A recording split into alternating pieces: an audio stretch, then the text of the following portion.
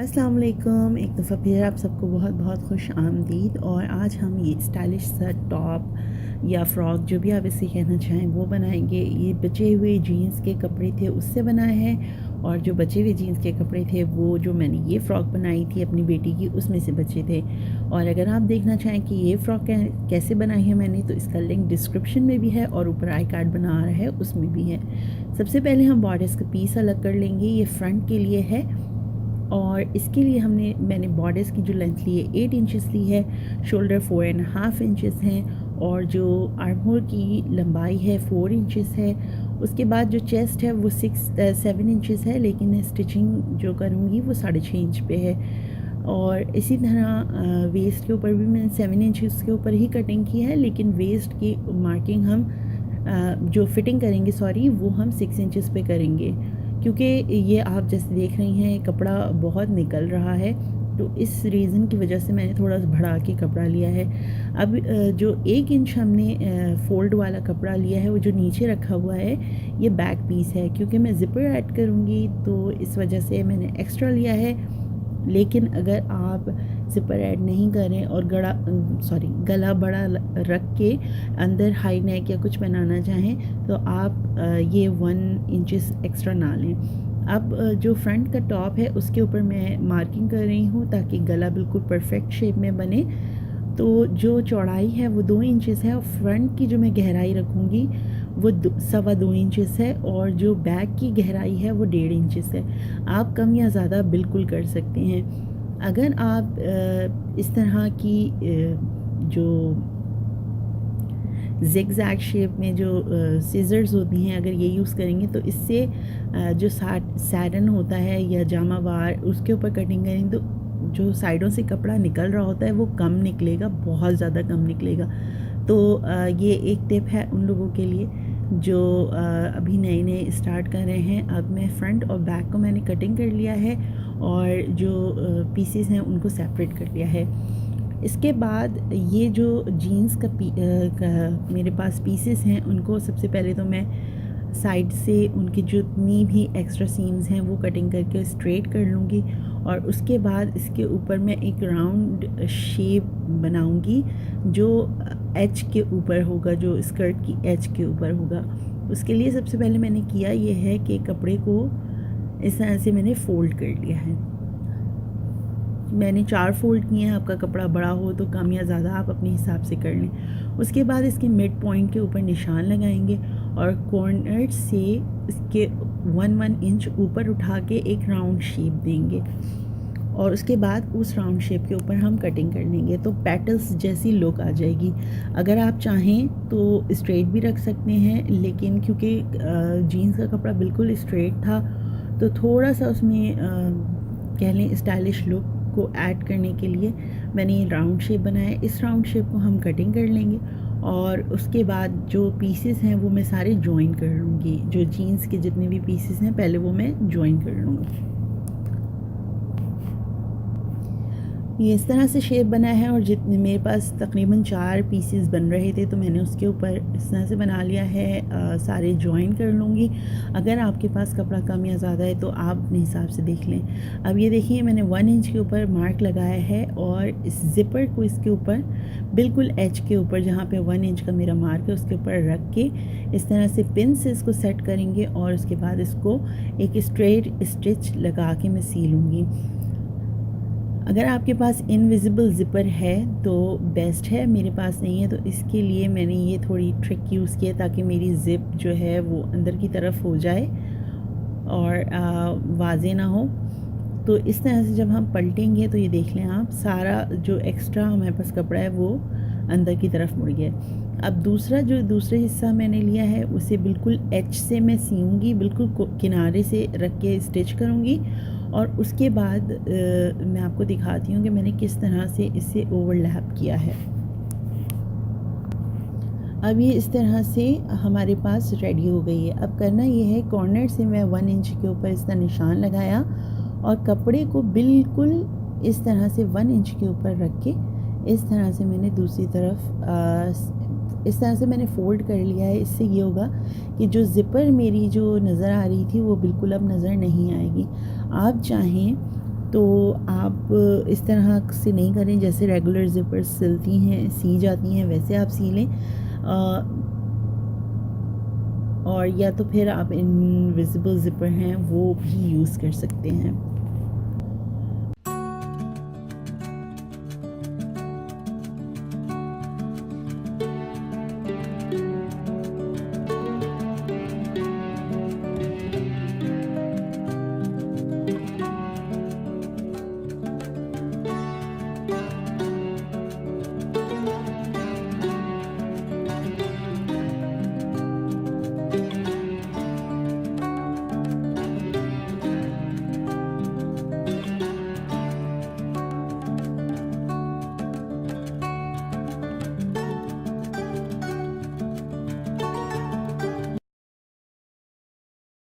अब ज़िपर हमारी रेडी हो गई है। इसके बाद मैं अब जो बॉर्डर्स है उसको साइड से भी सीलूँगी और उसके शोल्डर्स भी सीलूँगी। इसके बाद जो मेरे जीन्स के कपड़ा का मैंने जो स्कर्ट बनाया था वो भी मैंने स्टिच कर लिया है और इस तरह से इन्हें जो मिडल पॉइंट होंगे उस तरह से साइड सीम को साइड सीम से ज्वाइन किया और मिडल पॉइंट्स जो हैं उनको मिडल पॉइंट से ज्वाइन करके पिन्स लगा ली और इसके बीच में थोड़ा थोड़ा कपड़ा मैंने एक्स्ट्रा लिया है तो उससे हल्की हल्की सी जो है वो चुनें डल जाएंगी और उससे होगा ये कि एक तो खुला हो जाएगा जो स्कर्ट का एरिया है, क्योंकि ये जो फ़्रॉक है ये बना रही हूँ मैं तकरीबन ये जो मेजरमेंट्स मैंने आपको बताई हैं ये आप 8 से लेकर 1 साल तक 8 महीने से 1 साल तक की बच्ची के लिए यूज़ कर सकते हैं। तो इस एज में बच्चे क्योंकि क्रॉल करते हैं चलने की कोशिश करते हैं तो इस वजह से थोड़ा कपड़ा एक्स्ट्रा होगा तो उन्हें चलने में या क्रॉलिंग करने में आसानी होगी। तो इस बात का थोड़ा ध्यान रखें क्योंकि बच्चों के कपड़ों में अगर कंफर्टेबल ना हो वो पहनते वक्त तो फिर इस चीज़ का कोई फ़ायदा नहीं है। और एक चीज़ का और ध्यान रखें, जीन्स का कपड़ा सीते वक्त आप जो जीन्स के लिए सुई होती है जीन्स के कपड़े के लिए वो इस्तेमाल करें, वरना आपकी मशीन जो है वो ख़राब हो सकती है।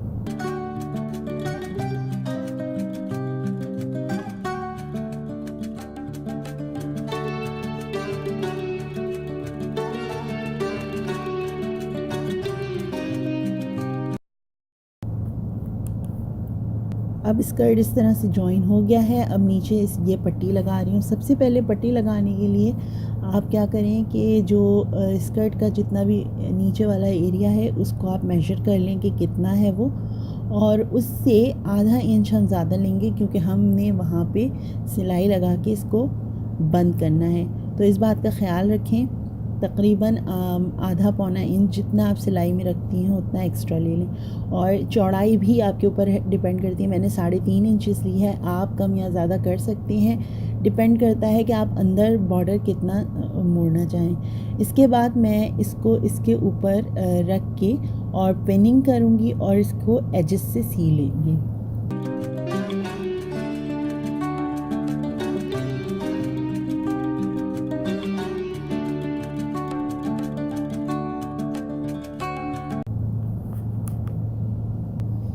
अब बॉर्डर को मैं कपड़े के ऊपर रख के और आप एक बात का ध्यान रखिएगा कि जैसे मैंने जीन्स का सीधा हिस्सा और कपड़े का सीधा हिस्सा जो है वो आपस में मैच कर रहे हैं मेरे, तो अंदर की तरफ जब मुड़ेगा तो जो राइट साइड से जो सैटिन मटेरियल मैंने लिया है और जो सैटिन का कपड़ा लिया है उसका जो राइट साइड होगा वो ऊपर की तरफ आएगा, यानी शाइनी एरिया। इसके बाद बहुत आराम के साथ आप बहुत हल्के हल्के, क्योंकि कॉर्नर्स हैं कर्व्स बनाने हैं तो सिलाई बराबर से आनी चाहिए वरना एंड रिज़ल्ट अच्छा नहीं होगा। तो इस बात का ध्यान रखते हुए आराम आराम से आप स्टिचिंग करते हुए आगे बढ़ें। और उसके बाद हम इसके जो एक्स्ट्रा कपड़ा है वो हम कटिंग कर लेंगे और उसके बाद उसको दूसरी तरफ फोल्ड करके आयरन कर लेंगे।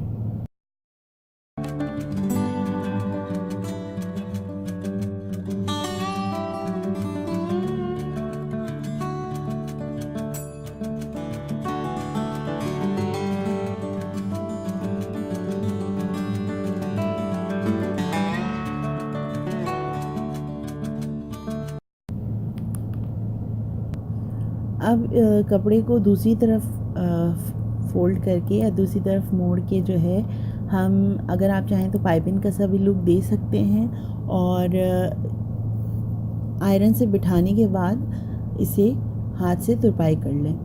आप चाहें तो मशीन की सिलाई भी लगा सकते हैं और चाहे तो तुरपाई भी कर लें। उसके बाद अब स्लीव्स मैं थोड़ी सी अटैच करूँगी, थोड़ी स्टाइलिश स्लीव्स बना रही हूँ, और जितना भी मेरे पास बचा हुआ कपड़ा था वो मैंने ले लिया है। इस तरह से स्क्वायर पीस में पहले एक दफ़ा फ़ोल्ड किया, फिर एक और दफ़ा फ़ोल्ड करके इस तरह ये स्क्वायर पीस आ गया, और अब हम इसे इस तरह की ट्रायंगल शेप देंगे। ट्रायंगल शेप देने के बाद अब जो सबसे ऊपर जो कॉर्नर है वहाँ से मैंने 7 इंचेस के ऊपर निशान लगाया, क्योंकि इतना मेरे पास कपड़ा अवेलेबल है। आप चाहें तो बड़ी और छोटी कर सकते हैं अपने टेस्ट के हिसाब से। अब दूसरी तरफ भी 7 इंचेस के ऊपर निशान लगा के इस तरह गोलाई में मैंने इसे अब नीचे से कटिंग कर लूँगी, और ऊपर हम जो है वो आस्तीन का शेप देंगे। अब इसके ऊपर स्लीव्स हम कटिंग करेंगे। बहुत आसान है स्लीव्स कटिंग करना। तो इस तरह से ये कॉर्नर से मैंने पकड़ा, और आर्म होल जो है वो बिल्कुल कॉर्नर के ऊपर रख के इस तरह से मैं इसके ऊपर निशान लगाऊंगी, और 1 इंच एक्स्ट्रा लूँगी तो ताकि ऊपर जो है वो थोड़ी सी मैं चुन डाल सकूँ। आप चाहें तो एक्स्ट्रा लें या नहीं लें, वो आपकी अपनी चॉइस के ऊपर है। तो इस तरह से निशान लग गया, इसको मैं कटिंग कर लूँगी। उसके बाद हम नीचे से इसको फ़ोल्ड करके, और उसके बाद हम इसको जो है साइड से स्टिचिंग करके इसकी सिलाई लगा देंगे। बहुत आसान है इसे स्टिच करना। अभी मैं आपको वीडियो में ही इसका कंप्लीट लुक दिखा रही हूँ। अगर आपको समझ नहीं आ रहा कि स्लीव्स किस तरह अटैच करनी है, तो सबसे पहले जो सिलाई वाला हिस्सा है वो सिलाई वाले हिस्से से मैच करके उसके ऊपर पिन लगाएं। फिर जो मिडल आपने निशान लगाया है उस निशान को आपकी जो शोल्डर की सिलाई है उससे मिलाएं, और उसके बाद उसके ऊपर स्टिचिंग कर लें। इस तरह से बहुत आसानी से सिलाई लग जाएगी, और आपको पता भी चल जाएगा कितना कपड़ा एक्स्ट्रा है, तो आप बहुत आसानी से इसमें चुने डाल सकेंगे, जैसे मैं अभी डाल रही हूँ।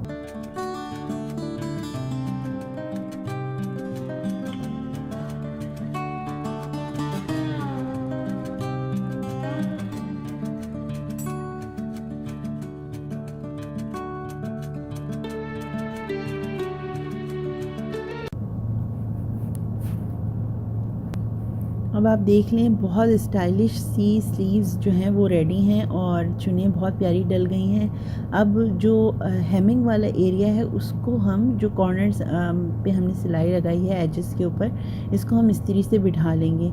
अब नीचे मैंने टसल्स लगाए हैं, इसका तरीक़ा मैं बता रही हूँ, और बीच में मैं जो है वो जीन्स के बचे हुए जो टुकड़े हैं उससे मैं फ़्लावर्स बनाऊँगी, लेकिन उसका तरीक़ा मैं आपको नेक्स्ट वीडियो में बताऊँगी, क्योंकि ऑलरेडी वीडियो काफ़ी लंबी हो चुकी है।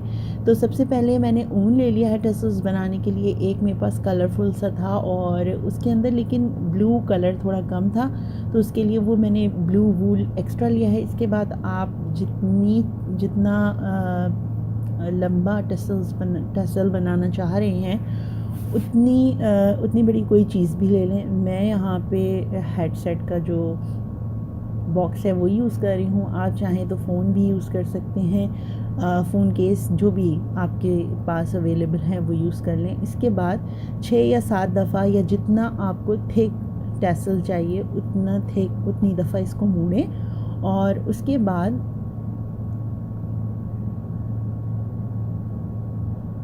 इसकी ऑपोजिट साइड, जहाँ से आपने स्टार्ट किया उसके ऑपोजिट साइड पे उसे ख़त्म करके उसको कट कर लें। ठीक है, उसके बाद अब मैं एक एक्स्ट्रा स्ट्रिंग लूँगी, और सबसे पहले इसको निकाल लेते हैं, और उसके बाद मैं आपको बताती हूँ कि मैंने स्ट्रिंग जो है वो एक्स्ट्रा लेके इस तरह से बांधा है। तकरीबन 10 इंच का टुकड़ा ले लें आप, और उसके बाद इसे जो है वो 2-3 गिठा बांध देंगे, और इसके बाद जो है वो मैं इसे टसल के ऊपर वाले हिस्से में गोलाई में इसको रैप कर लूँगी। उस तरह मुझे स्टिच करने में आसानी होगी। इसके बाद जितने भी जो धागे एक्स्ट्रा हैं, या जितनी अगर आपको लंबाई इसकी कम करनी है वो आप कटिंग कर लें, और उसके बाद इसे हम हाथ की मदद से हाथ की सिलाई की मदद से इसको अटैच कर लेंगे। आप चाहें तो बीड्स लगा सकते हैं, इसके अंदर बहुत सारी चीज़ें ऐड हो सकती हैं, लेकिन अगेन छोटे बच्चों में जो चलना सीख रहे हैं या अभी बैठ के चलते हैं उनके लिए ये कंफर्टेबल नहीं है। तो ऊन बहुत नरम होता है और इससे कोई प्रॉब्लम नहीं होगी। मैंने ऑपोजिट करके लगाया है, आप चाहे करीब करीब भी लगाना चाहें तो लगा सकते हैं, आपकी चॉइस के ऊपर डिपेंड करता है। आपको फाइनल ट्रांसफॉर्मेशन दिखाते हैं।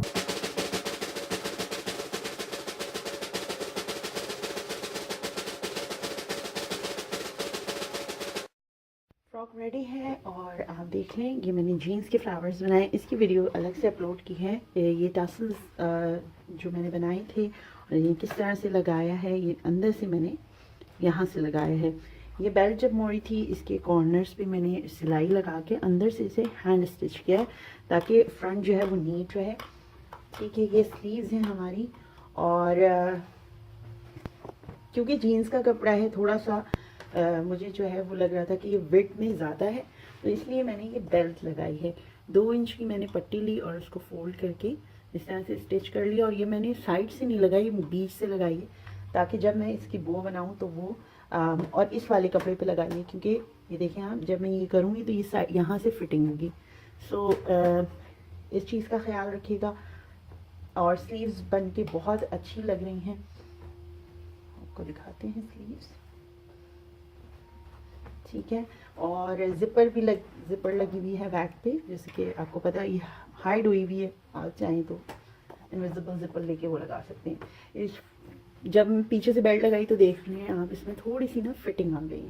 ठीक है, और इस तरह से ये फ्लावर्स हैं, इनके ऊपर मैंने रेगुलर बटन लगाए, कुछ स्पेशल नहीं किया, कोई इसके ऊपर वो नहीं लगाया, क्योंकि जीन्स खुद अपने आप में ऐसा कपड़ा है जो अच्छी लुक देता है। ये मैंने बचे हुए पैंट के हिस्से से बनाई है, बचा हुआ जो मेरे पास टुकड़ा था पैंट का, ये उससे बनाया है। और इसके बाद इसको मैं अच्छी तरह आयरन करूँगी और इंशाल्लाह जब पहनाती हूँ फिर आपको पिक्चर्स में दिखा।